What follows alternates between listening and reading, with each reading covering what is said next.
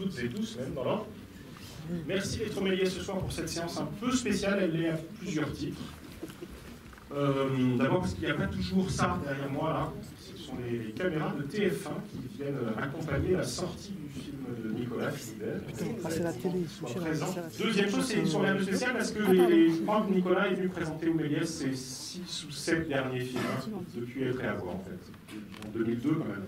Donc ça fait 16 ans que chaque fois qu'il fait un film, il est présent avec nous et il nous a toujours soutenu, suivi, tout ça. Donc on est évidemment très très heureux qu'il ait choisi de tourner à Montreuil, ça facilite encore plus les choses. Voilà. Et je vous assure que quand les exploitants et critiques auront vu ce film-là, ils vont tous demander à recevoir de nouveau Nicolas, parce que le film est vraiment très fort. Il est très fort parce qu'il est d'abord situé dans l'humain, de façon très affirmée, et que du coup il ne devient politique que par porosité. J'ai utilisé cette expression bizarre, mais on y reviendra tout à l'heure avec Nicolas Philibert.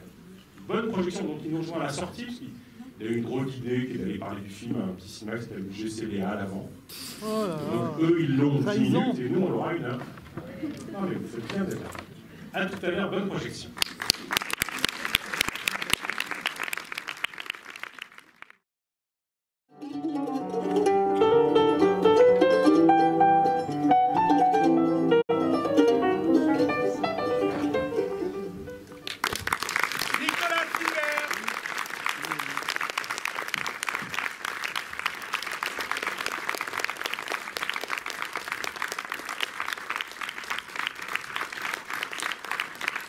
Merci Nicolas d'être là. Bonsoir. Je voudrais proposer aux étudiants et formatrices de Montreuil qui sont dans la salle, s'ils le souhaitent, de venir avec moi sur le devant. C'est attendu sous vos applaudissements.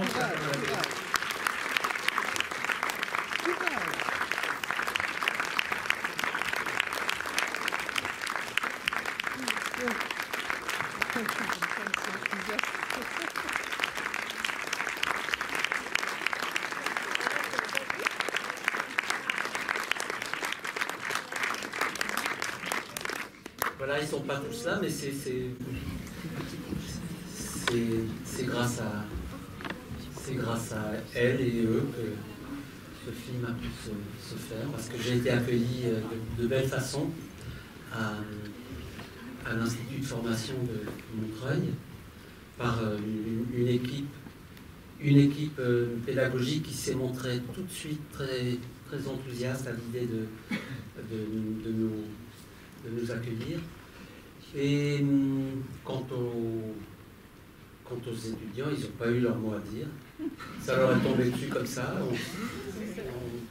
On leur a imposé un cinéaste, une équipe, etc. Mais ils ont bien joué le jeu, vraiment. Alors merci beaucoup. Vous pouvez réapplaudir, je parle.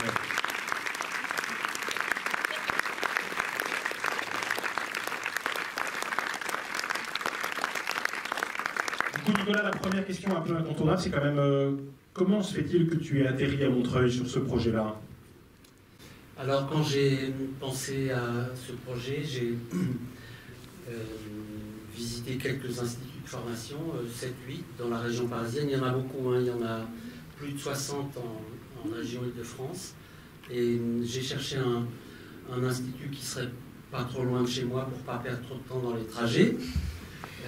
J'en ai visité quelques-uns dans le centre de Paris et à Montreuil. Et très vite, j'ai été, en effet, je l'ai dit, j'ai été accueilli très vite par une équipe qui a tout de suite accepté cette idée d'accueillir accepter de se montrer. Voilà, et ça, évidemment, ça a joué tout de suite. C'est ce qui m'a décidé. Je dois dire aussi que on est dans un bassin de population très mélangé et c'est un élément qui a beaucoup joué aussi dans mon choix. Ce côté, oui, très, très mélangé. Mélangé à tout point de vue, parce que à l'Institut de formation de Montreuil, il y a des gens d'origine différente, mais aussi des gens d'âge différent. Il y a beaucoup d'étudiants jeunes qui sortent du bac ou qui ont fait une année de prépa, mais il y en a aussi beaucoup qui ont un parcours d'aide-soignante des gens qui sont plus âgés, qui démarrent des études, qui se remettent à faire des études à 30, 35. Je crois qu'il y a en première année, il y avait une étudiante de 58 ans. Et j'ai trouvé ça très, très touchant, très beau. Cette femme qui a choisi j'ai envie de dire, de finir sa carrière professionnelle en beauté, reprendre des études tout près de la retraite. Alors, petit flashback, du coup, avant même de choisir là où tu allais tourner, comment s'est imposé ce sujet à toi? Qu'est-ce qui fait que, après avoir travaillé sur la Maison de la Radio, ton dernier projet, tu sois intéressé au milieu médical et en cernant plus particulièrement cette activité professionnelle-là? Bon, ben, j'ai eu un pépin de santé en 2016 qui m'a conduit aux urgences, puis dans un service de soins intensifs. Et du fond de mon lit, je me suis dit, si je m'en sors, je pourrais faire un film sur ce métier de l'ombre, ce métier exposé, ce métier difficile et beau, et en même temps malmené, et en même temps à la fois respecté et en même temps méprisé. Je trouve qu'il y a un peu ces deux. Faut que tout le monde parle. Enfin, tous ceux qui veulent, hein. Ah oui, genre le débat avec 18 personnes, tout ça, les défis. Bah, il y a des... Ah oui, il y a plein de spectateurs pour poser des questions. Ouais. Voilà. Comment? Il manque la directrice. Pourquoi elle est là aussi? Il faut accueillir la directrice alors.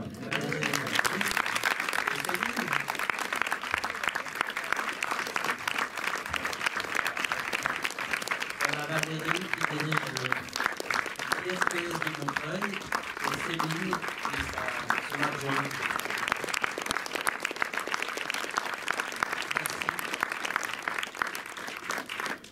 Alors non, du coup, avant de relayer la parole pour que chacun puisse dire 3 mots, mais j'ai envie de savoir qui d'entre vous n'avait pas encore vu et envie de réagir à la découverte du film. Moi, j'ai déjà vu. On a fait une projection dès le film fini. Ici, le 4 mai, dès le film terminé. Et tout le monde était à cette projection, vous l'avez tous vu, et donc revu ce soir. Et revu. Le mec transforme sa question. Et du coup, ça fait quoi de le revoir? Tu veux parler, toi? Allez, vas-y. Je veux juste dire qu'en fait, j'étais probablement le seul à ne pas avoir vu. Vas-y, on est deux à ne pas avoir vu avant. Et ça fait quelque chose quand même de se dire, on y était, quoi. On est passé par là et maintenant, je pense qu'on est beaucoup plus aguerri quand on voit en arrière tout ce qu'on a vécu, tout ce qu'on a dû affronter, tout ce qu'on a dû vivre pour être ce qu'on est aujourd'hui. Ça change une vie. En fait, on a vraiment une vie avant, une vie après ces études. Et c'est vraiment incroyable. Et de revoir ça, en fait, ça fait vraiment quelque chose, quoi. Ouais, c'est vrai. Encore. Après, c'est encore mieux, tu vois.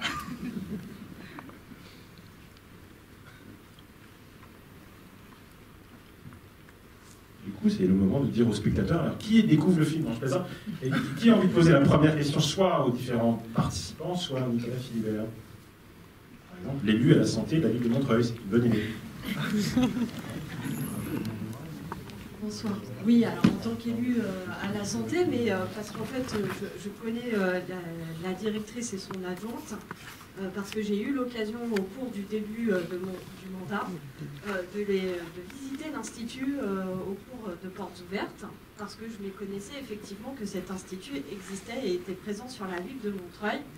Et la direction nous a fait la proposition de pouvoir accueillir en salle des fêtes de la mairie de Montreuil la remise des diplômes de l'ensemble de vos sections. Et c'était la toute première l'année passée et nous aurons l'occasion de vivre cette seconde cérémonie le 23 octobre prochain. Et je dois dire qu'en fait, ce soir, évidemment, l'émotion était très présente, d'autant plus quand on suit l'actualité malheureuse de l'état de santé des hôpitaux et de vos corps de métier qui sont extrêmement précieux. Mais au-delà de ça, effectivement, l'année dernière, ça a été pour moi l'occasion en fait d'apprendre aussi les différentes formations qu'il y avait, de voir la fierté de vos familles nombreuses et présentes, et l'engagement en fait de la direction et des formateurs et formatrices, et en fait de revoir le film, enfin de voir le film et de le découvrir ce soir, me dit que voilà, c'était une bonne décision prise, et hâte de vous voir le 23 octobre prochain. Écoutez, merci beaucoup. Je ne vous ai pas reconnu, moi. Je ne vous avais pas vu dans la salle. Ça tombe bien, il faut qu'on prépare cette cérémonie à nouveau. Oui, c'était... nous, ce qui est important pour nous, c'est vraiment de valoriser l'engagement de ces étudiants et ces jeunes. Ce sont des métiers difficiles. Vous avez vu, à travers le film, on voit les étapes. Il y a des moments où tout va bien, je dirais, où on est un peu dans l'euphorie, la découverte. Et puis des moments où c'est très difficile parce qu'on affronte... la réalité du métier, on affronte des patients et des situations qui sont difficiles et qu'on travaille beaucoup sur de l'humain.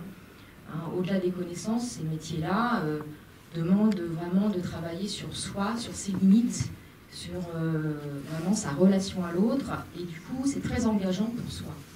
Parce qu'à travers tout ça, il y a des techniques pédagogiques qui vraiment on les oblige à se dépasser, à se découvrir. Et ça peut être très insécurisant. Donc on crée une bulle de sécurité, entre guillemets, à travers cette bienveillance qu'on voit, je crois, à travers le film.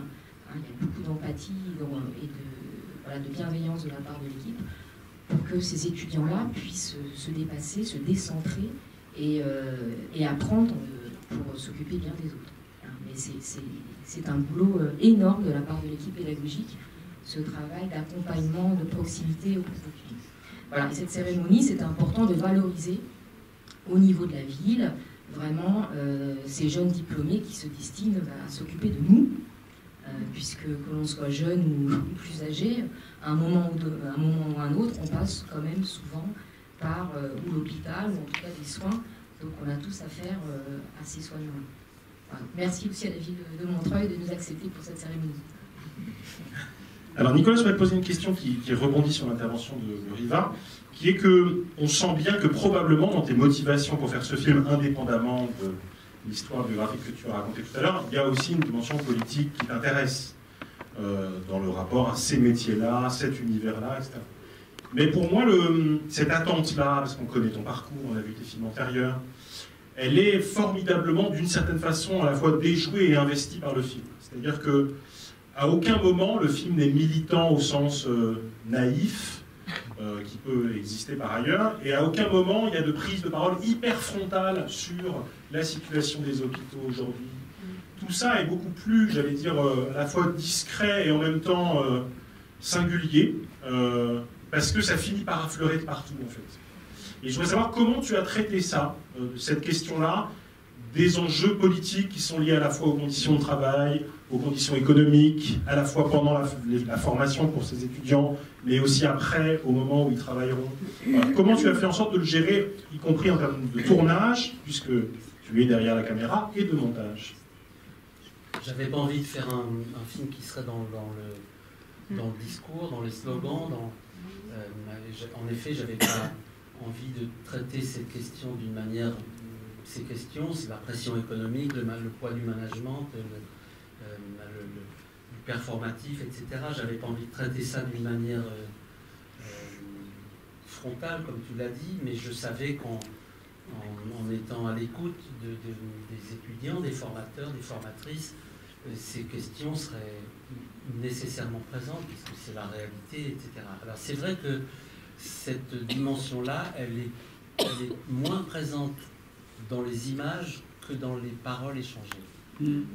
Et quelquefois, il y a des gens qui disent « mais c'est vraiment traité sur un mode mineur, etc. » Et j'ai envie de dire « mais écoutez ce qui se dit. » Parce qu'aujourd'hui, on veut regarder, mais on n'écoute pas toujours. Je crois que si on n'entend pas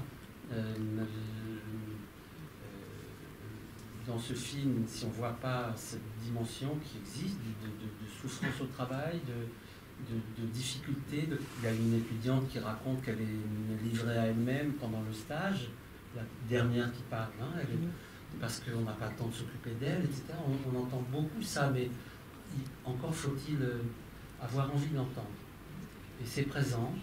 Mais simplement, c'est en effet, j'avais aussi envie dans ce film de donner je dirais, de donner à entendre d'autres dimensions de ces études, de faire entendre plein d'aspects, la difficulté d'approcher un patient, enfin, on entend beaucoup de choses, hein, le toucher, notamment dans cette troisième partie. La troisième partie, elle permet de donner à entendre finalement ce qu'on n'a pas pu voir tout à fait dans la deuxième, parce que quand j'ai tourné sur le terrain, en accompagnant tel ou tel étudiant, c'était chaque fois une journée voire une demi-journée. Si j'avais voulu montrer comment les pressions économiques amènent les uns et les autres à courir d'une chambre à l'autre, etc., le manque de matériel souvent, etc., il aurait fallu pour ça que je puisse rester longtemps dans un service.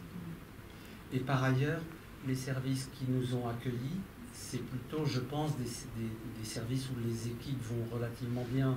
Une équipe qui va mal n'a pas envie d'accepter une caméra. Voilà. En revanche, la troisième partie permet de faire entendre un certain nombre de difficultés. Ça n'est qu'un film, on n'entend pas. Il y a beaucoup de choses qui sont pas là, qui sont bien sûr, mais voilà, c'est un peu comme ça, quoi. Est-ce que du coup tu t'étais fixé des règles par rapport à cette troisième partie?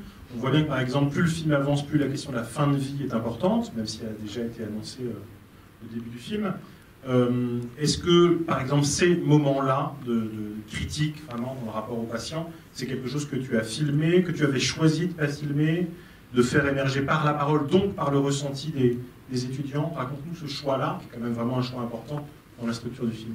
Au moment où je filme un entretien entre une étudiante et la formatrice qui est sa référente, je ne sais pas ce qui va se raconter. Je ne sais pas très bien. Je n'ai pas enquêté à l'avance, je n'ai pas demandé aux étudiants comment ça s'est passé votre stage. J'ai simplement demandé si ils ou elles acceptaient que je filme ce moment. Et en général, j'expliquais qu'il y aurait toujours un moment à la fin. Je partirais avant la fin pour que chacune puisse dire des choses aussi sans la présence de la caméra. Parce que quand il ne faut pas prendre les gens en otage avec la caméra. Si vous êtes là du début à la fin, voilà. Du reste, c'est parce que j'expliquais ça que beaucoup ont accepté. On entend à travers le témoignage d'Emeline à la fin qu'il y a des choses qu'elle a envie de garder pour la formatrice qui est là. Elle en dit sans doute plus que ce qu'elle avait prévu de dire au début d'ailleurs. Elle est restée, elles sont restées, elles ont continué. Ce que je trouve moi très touchant aussi dans cette troisième partie, ce qui m'a beaucoup ému, oui, c'est de voir que les formatrices, les formateurs, les profs, quoi, tout d'un coup descendent de leur position de leur piédestal et sont tout d'un coup à la même hauteur. C'est des aînés qui sont passés par là et qui sont là pour aider, encourager les futures soignantes, les aider à se confronter à leurs questions, leurs doutes, leurs fragilités, oui. Parce que presque indépendamment de la question de l'hôpital, c'est aussi vraiment un film sur la transmission. Pour le coup, c'est un sujet que tu connais bien, mais avec un certain nombre, presque le mot message là, dont on sent bien qu'ils sont aussi les tiens. Par exemple, puisqu'on parle du dernier entretien, quand tout à coup on dit à quelqu'un, mais il faut que tu gardes cette sensibilité-là, c'est pas ton ennemi. Que tu l'apprivoises sans doute, mais elle fait partie des qualités que tu as. On voit bien que ça, c'est quelque chose d'extrêmement important dans ce qui se transmet entre celui qui est supposé savoir, l'aîné, et celui qui est en train d'apprendre. Je pense que Valérie l'a évoqué à l'instant. Il me semble que quand on est soignant, on doit en effet travailler sa posture, sa place. Mais c'est des questions qui sont proches des miennes. C'est un peu les mêmes questions pour un cinéaste. Et c'est sans doute une des raisons pour lesquelles j'ai eu à cœur de faire ce film. Il y a des passerelles entre ce que vous faites et ce que je fais. Il s'agit pour moi aussi d'être à l'écoute des gens que je filme, de tendre l'oreille, d'être attentif à, d'essayer de ne pas faire trop mal, de pas être trop nuisible, etc. Mais vous pouvez répondre à toutes ces questions. Sidonie. Effectivement, je suis d'accord avec toi. Non, c'est vrai que c'est plutôt bien filmé pour ça aussi. Hein. Ça arrive à rendre justement ce moment qui est assez peu connu finalement dans la profession, alors qui est connu si dans la profession maintenant, mais c'est quelque chose qu'on n'avait pas forcément il y a quelques années encore dans la formation. Et c'est vrai que c'est quelque chose de très important. C'est cette rencontre qu'on a en tête-à-tête avec l'étudiant qui va pouvoir justement nous livrer des choses qu'il n'a peut-être pas pu livrer à d'autres moments de son stage, parce que y a une feuille de stage, il y a plein de choses qui se jouent, et du coup, elle va pouvoir livrer aussi ses inquiétudes, ses doutes, ses appréhensions, ses joies aussi, hein, ses envies, et c'est vraiment un moment privilégié qu'on apprécie, et voilà, on espère, avec toujours la même attention avec les étudiants.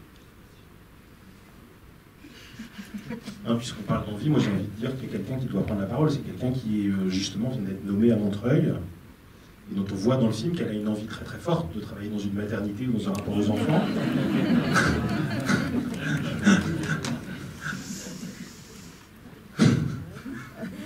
Du coup, il faut nous révéler où tu as été nommé, dans quel service, pour qu'on sache si cette envie, ça sert à quelque chose, quoi. Oui, ça sert. Je travaille en réa néonate à l'hôpital de Montreuil depuis 1 an. Et j'en découvre tous les jours, je découvre plein de choses et j'ai toujours cette envie. J'espère que ça va durer encore longtemps et que je vais pouvoir découvrir encore plein de choses.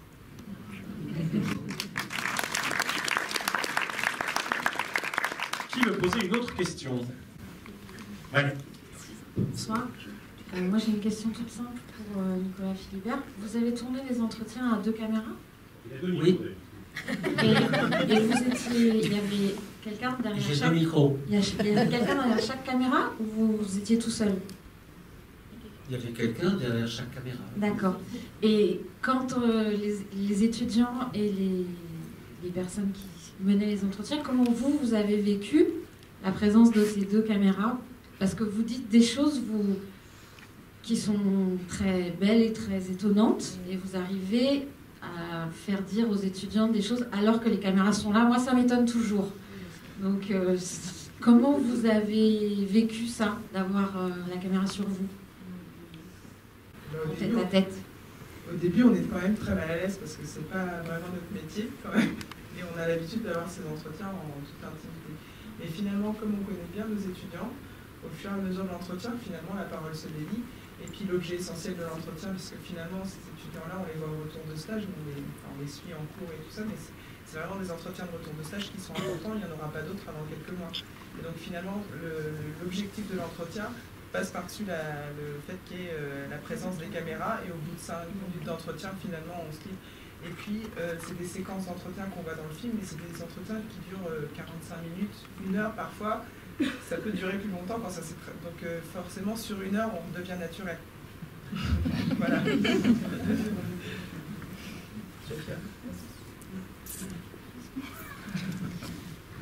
Julien?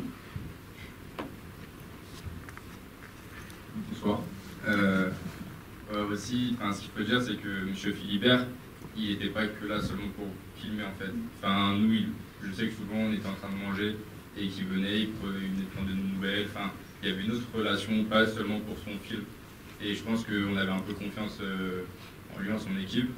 Et que du coup, dans les entretiens, on se laissait aller parce qu'on était un peu, même s'il y avait des caméras, franchement, ça fait bizarre. Mais on était un peu en confiance, on était serein. Enfin, pour ma part. Bonsoir. Mais je voulais rajouter juste que, en fait, au bout d'un certain temps, les caméras, on les voyait plus, en fait. Et dès qu'on en voyait une, on était ah, il y a encore des caméras. Enfin, au bout d'un moment, on oubliait la présence des caméras. C'était l'idée des 2 caméras dans les entretiens. En tout cas, pour moi, j'avais envie de filmer tout autant celles qui écoutent que celles qui parlent. Et c'était vraiment important d'avoir les 2 visages.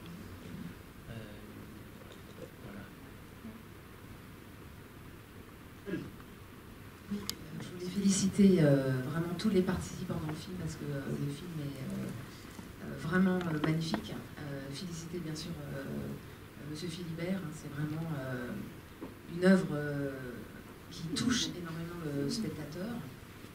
Et puis je voulais donc faire aussi un message moi, qui m'a frappé dans la structuration du film parce que dans la première partie, on est vraiment plongé dans la technique et on se rend compte à quel point ce métier que moi je ne connais pas du tout est particulièrement technique. Et c'est vrai qu'on oublie ça quand on est patient.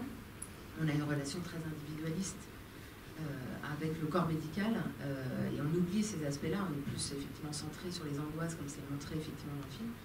Donc c'est frappant dans cette première partie-là. Et puis ce qui est très beau, je trouve, c'est le témoignage qui se trouve, je pense, dans la deuxième partie de ce jeune élève qui, là, interrogé par son tuteur, enfin en tout cas l'enseignant, vient lui demander pourquoi il a voulu faire ce métier-là. Et donc c'est vrai que c'est une question qu'on pourrait trouver plutôt au début d'un film tout à fait normal dans un documentaire, et que finalement on trouve au milieu. Et du coup j'ai trouvé que c'était magnifique parce que là ça nous permet de voir du coup immédiatement un autre aspect. Et puis, du coup, je m'interrogeais par rapport, et si je me permettais de vous poser cette question, dans le travail que vous avez fait notamment avec l'équipe pédagogique et l'équipe de direction de l'école, est-ce que vous connaissiez le métier d'infirmier ou d'infirmière pour, du coup, penser à la structuration de votre futur film? Est-ce qu'il a fallu un dialogue, justement, avec l'équipe pédagogique ou de direction pour qu'elle vous oriente? Comment est-ce que vous avez donc préparé ce film, au-delà du témoignage que vous nous avez livré à titre personnel sur votre envie de leur rendre hommage? Merci. Alors, j'ai assez peu préparé en amont, parce que j'aime pas trop en savoir avant de commencer le film. Si j'en sais trop, j'ai plus envie de le faire, le film. Donc je fais en sorte de garder mon appétit pour le tournage lui-même. Et le tournage, c'est le moment où je vais aller à la rencontre de celles et ceux que j'ai choisi de filmer. Et tout au long du tournage, il y a, je dirais, à la fois des moments où je tourne et puis des moments où je parle avec les uns et les autres pour savoir où ils en sont, ce qu'ils font, qu'est-ce qui est prévu, quels sont les cours la semaine prochaine, est-ce qu'il y a des choses qui pourraient m'intéresser, etc. Voilà, donc, ou des travaux pratiques. Enfin, voilà, je me mets au courant comme ça en parlant avec les uns et les autres. Voilà, mais je ne cherche pas jamais à savoir, je ne veux pas anticiper sur les rencontres. Quand on filme, je l'ai dit tout à l'heure, on ne sait pas forcément à l'avance ce qui va se dire, et c'est un petit risque qu'on prend, mais c'est mieux comme ça. Moi, je ne pourrais pas faire un film si tout était écrit, déterminé à l'avance, s'il fallait. Je ne peux pas filmer utile en fonction d'un cahier des charges précis, d'un plan de travail précis. Ça me plaît pas. J'aime bien les surprises de la rencontre, les hasards, les imprévus, comme dans la vie, au fond. Et c'est comme ça que je travaille. Je dis souvent que mon travail consiste à... C'est une formule que j'ai employée souvent, mais mon travail consiste à programmer le hasard. C'est-à-dire à faire en sorte à créer les conditions, à créer le cadre relationnel, esthétique ou économique, enfin à créer le cadre pour que des choses puissent se passer entre eux et moi, entre la caméra et ceux que j'ai envie de solliciter. Après, je filme ce qu'on veut bien me donner. mais je ne suis pas quelqu'un qui essaie d'arracher les choses à tout prix, parce qu'il faudrait... Je ne fais pas mes films à partir d'un vouloir dire, de l'idée d'un message qu'il s'agirait de... Non, c'est pas comme ça. Il y a des choses qui m'échappent, et je trouve que c'est très bien. Je suis quelquefois le premier surpris parce que je filme. J'aime ça, au fond. L'idée de pouvoir être modifié par ce que je filme. Donc, je ne fais pas mes films à partir d'un savoir. Je suis celui qui sait, qui va dire aux spectateurs ce qu'il faut savoir sur les infirmiers, les infirmières, les étudiants, etc. C'est pas comme ça. Je suis plutôt quelqu'un qui essaie d'aller à la rencontre d'eux, d'aller à la découverte d'eux, du monde dans lequel je vis, et peut-être un peu de moi-même aussi. J'essaie de comprendre ce que je fous là, quoi, au fond, dans mes films. Justement, comment obtenez-vous le consentement des patients qui sont filmés? Alors, vous savez, pour ce film, presque tous les patients que j'ai sollicités, et quelquefois c'était aux urgences, par exemple quand j'ai filmé Marianne, c'était aux urgences d'Aulnay, donc les gens arrivent bon, je suis allé vers eux avec l'idée de leur proposer presque tout le monde a accepté. C'est vrai que je ne me suis pas adressé à des gens qui étaient... j'ai choisi de ne pas solliciter des gens qui seraient trop gravement atteints, qui seraient en tout cas pas pleinement conscients, pas pleinement capables de me dire oui ou non. Toutes celles et ceux que j'ai sollicités ont accepté en toute connaissance de cause, mais il faut savoir que quand on arrive aux urgences, on n'est pas au mieux de sa forme, évidemment. Dans d'autres services aussi, les gens ont accepté, mais parce que je prenais le temps quand même, je prenais toujours un moment pour expliquer ce que je faisais là, pourquoi on tournait, etc. Ah oui, un film sur les élèves infirmiers, infirmières. On a besoin des infirmières, c'est bien, il faut le faire, on est d'accord. C'était comme si j'ai beaucoup entendu ça. Les uns et les autres ont accepté assez vite, assez facilement. Ça ne va pas de soi parce que quand on est allongé, qu'on a mal, qu'on n'est pas bien, c'est pas du tout évident d'être filmé dans une position un peu d'infériorité, de faiblesse. Allez-y. Oui, je voulais vous remercier pour les très beaux visages filmés de la jeunesse aussi, hein, de tous ces étudiants qui sont jeunes, ou moins jeunes d'ailleurs. Hein, des très beaux visages, des très belles lumières. Je suis particulièrement touchée par ce film parce que j'ai fait l'expérience de suivre quelqu'un qui est en oncologie, qui est décédé maintenant depuis 2 mois, et qui ne cessait de me parler des soignants, des gens qui étaient autour de lui. Et c'était extrêmement important de tous ces gestes. Et quand les gestes étaient bons, quand ils étaient moins bons. Voilà. Donc en fait, déjà, la présence des soignants était extrêmement importante pour la fin de vie de cet ami. Donc déjà, merci pour ça, parce que ça, vous l'avez très bien montré, je trouve, la présence de ces gens autour du malade. Il y a autre chose aussi que j'ai vu, que j'ai beaucoup aimé, c'est les 3 parties. Comme si on était soi-même étudiant en première année, en deuxième année, en 3e année, on grandissait avec le film. Moi, j'ai appris plein de choses. J'ai vraiment appris à tout niveau. Mais aussi, bon, c'est encore autre chose, mais j'étais dans une forme d'émotion, peut-être de tremblement. Et je pense au mot étudiant. Je suis enseignante aussi, donc j'ai beaucoup regardé la signification des mots. C'est pas pour faire une leçon, hein, rien à voir. Mais étudiant et le mot stupeur, étudiant, studio, etc. On est dans un état presque de stupeur, de tremblement, hein, stupeur et tremblement, vous connaissez le livre non, Amélie Nothomb. Et donc, voilà, on est dans cette je trouve, en tout cas, pendant ce film-là, j'ai senti ça, c'est-à-dire à la fois cette fraîcheur, cette candeur dont vous avez parlé, de l'émotion, mais aussi de ce tremblement, de cette chose où on n'est jamais complètement sûr jusqu'au bout. Je pense que c'est l'état de l'étudiant. Et je l'ai été pendant j'allais dire ces 3 heures, mais ces 3 temps du film. Donc je voulais vous remercier de ça. Vous l'avez fait en combien de temps, ce film? Il y a eu un peu des essais, puis après un tournage un peu plus officiel qui s'est étalé sur 5 mois. Après une période un peu d'essai. Mais voilà.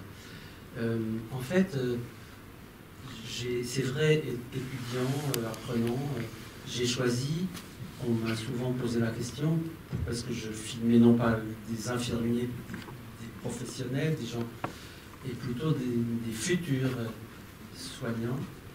Et c'est vraiment parce que je pense que le spectateur lambda peut plus facilement s'identifier. On peut s'identifier, on peut se dire, mais moi, quand on voit des gens qui sont très rodés, dont les gestes sont fluides, on ne soupçonne pas la difficulté des gestes.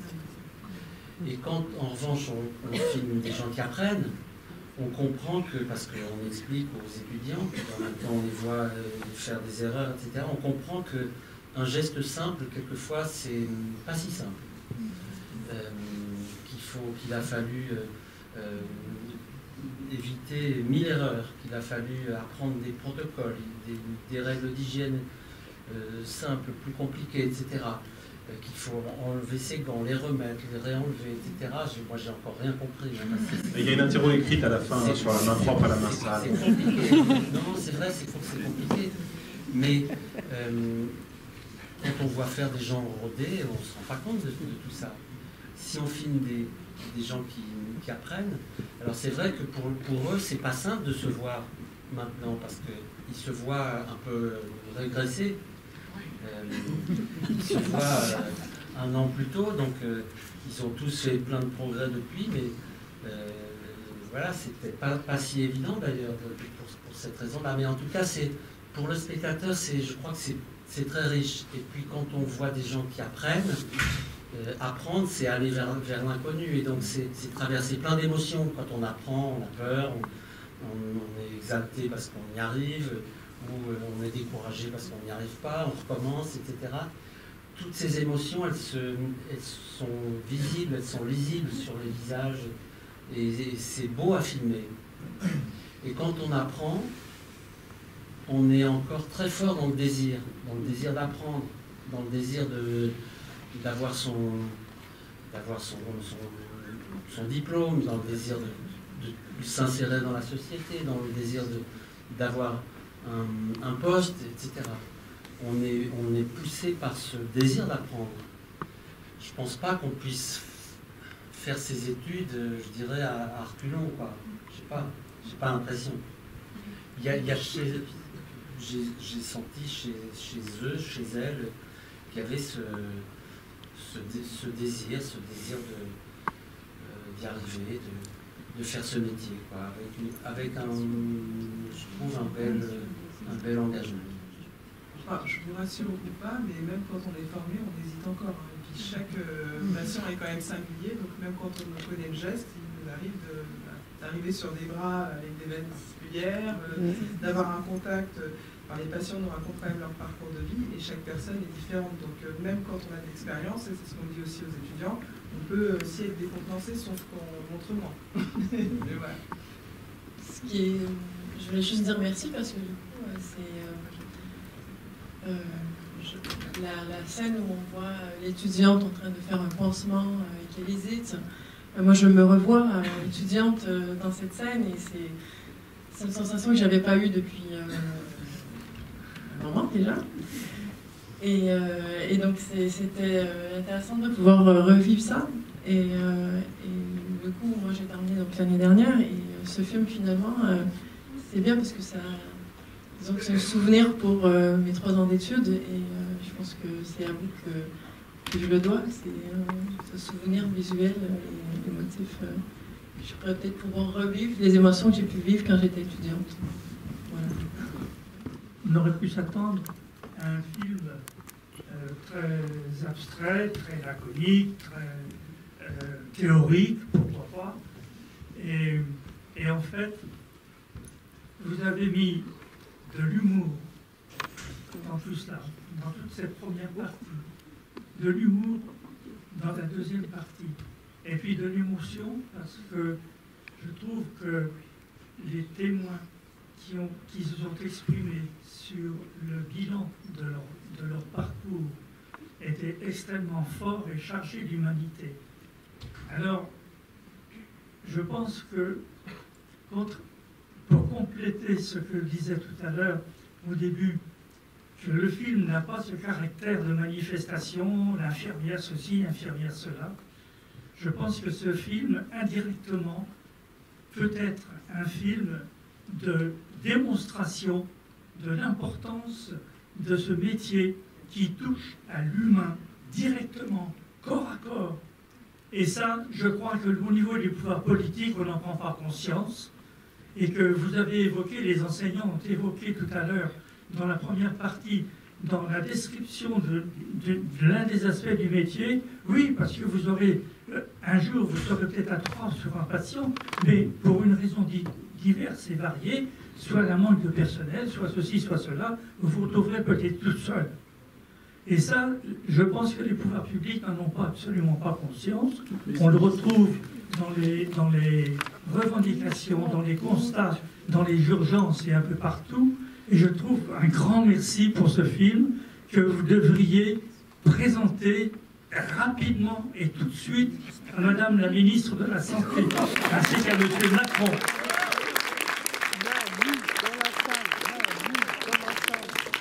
Des questions qu'elle veut voir. Moi, j'ai été vraiment touché par ce film. Parce qu'il est, comme disait monsieur, plein d'humanité. Et moi qui ai eu souvent affaire aux professionnels, maintenant, je peux vous dire qu'ils sont généralement d'un dévouement admirable. Je me souviens même d'une petite chose par rapport à un mouvement politique. Un jour, il y avait, moi j'étais à Saint-Antoine, et ce jour-là, il y avait grève du personnel. C'était pas vraiment visible. Quand j'ai fini par comprendre qu'ils étaient quand même en grève, c'est parce que les infirmiers et infirmières avaient écrit dans leur dos, en grève. Mais ils faisaient leur travail. Et bien, si nos politiciens faisaient le quart de la moitié de ce que font des gens comme vous, la France serait un pays magnifique.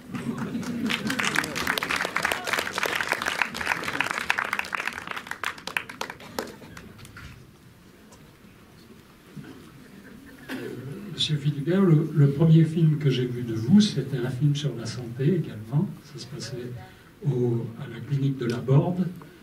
Et c'était extraordinaire. Je voudrais savoir si on peut toujours voir ce film, que j'encourage, si donc c'est possible de le revoir, j'encourage vivement les gens à voir ce film. Alors c'est dans le milieu de la santé mentale.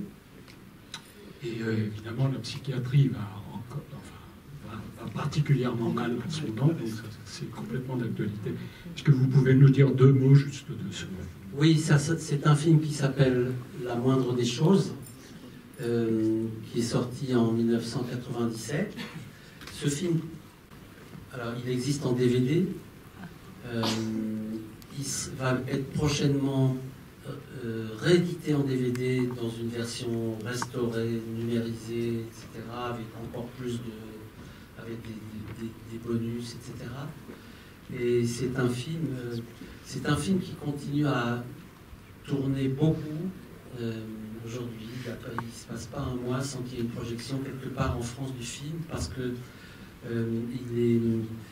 beaucoup d'équipes qui travaillent en psychiatrie, en particulier le passent, le montrent.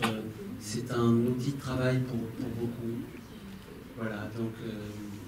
d'ici, il existe en DVD, dans quelques mois, il y aura un DVD encore mieux du film. Ah oui, c'est vrai, oui. Ça se fait, ça, oui. Oui, il va y avoir à partir du 5, de chaque instant sort là, mercredi, mais à partir du 5 septembre, il y aura une rétrospective avec 9 de mes longs métrages au MK2 Beaubourg déjà, et puis ensuite dans pas mal de salles en province, peut-être en périphérie, etc. Donc, ce film va repasser très très prochainement. Ça peut se faire. On va en parler, on va parler. Oui, yes. Ils ont fait une espèce d'alliance, donc il y a une vraie dernière question. Je ne peux pas résister à ces deux messieurs. Allez-y. C'est un petit témoignage. Il se trouve que je vais parler de la même chose que mon voisin, mais on ne se connaissait pas. Notre voisine disait qu'elle s'était retrouvée commençant sa formation. C'était égal pour moi, c'était il y a 40 et quelques années, et je retrouvais les mêmes défauts, les mêmes maladresses que j'avais infirmier. Moi, j'étais dans une formation d'infirmier de secteur psychiatrique qui s'est terminée il y a 20 ans. Ça n'existe plus. J'étais très content de voir la petite partie sur le jardin partagé du gymnase des Pignoles, je crois. Et puis, une petite anecdote à propos de la moindre... Oui, c'est la moindre des choses, hein, le film sur la mort. Moi, j'avais un voisin, il partait régulièrement, et puis il venait de temps en temps en permission. Je ne savais pas où il allait. Et puis un jour, j'ai vu la moindre des choses, et puis je l'ai retrouvé, un des acteurs, et j'étais... je savais qu'il était en difficulté différent, et là, j'ai vu tout ce que lui apportait le travail en psychiatrie. Dernière petite annonce, je rappelle qu'il y a quelques entretiens à la volée par l'équipe de TF1 qui accompagnait Nicolas et l'ensemble des infirmiers et encadrants présents ce soir, que nous remercions donc très chaleureusement. Merci à tous. Merci.